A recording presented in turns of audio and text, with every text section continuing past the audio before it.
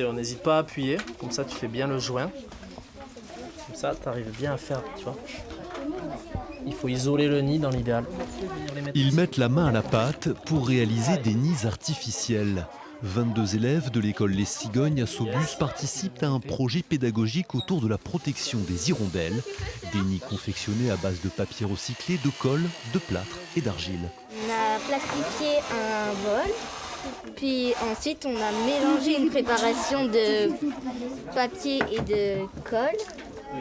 Et ensuite, on a appliqué un peu partout sur le bol. On fait les nids pour les hirondelles et on les enduit d'argile et de plâtre pour que ça soit solide. S'ils reviennent et qu'il n'y a pas de nid, ils ne pourront pas s'installer.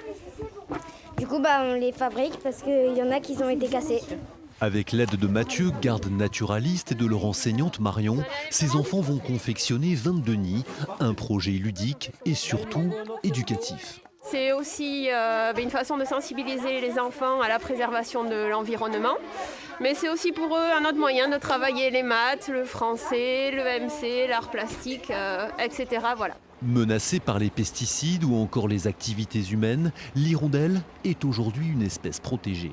Dès le départ du projet, on fait en sorte de les responsabiliser face à cette espèce, face aussi au fait qu'elles sont en diminution. Il faut savoir depuis 30 ans, l'espèce donc hirondelle de fenêtre, depuis 30 ans disparaît de 40%, c'est énorme. Donc ça, de suite, ils s'approprient l'espèce, ils s'approprient les menaces qu'elle rencontre. D'ici un mois, ces nids artificiels seront installés sous le pont de Saubus. Les travaux sur cet édifice ont endommagé les anciens nids. Grâce au travail des élèves, ils seront remplacés.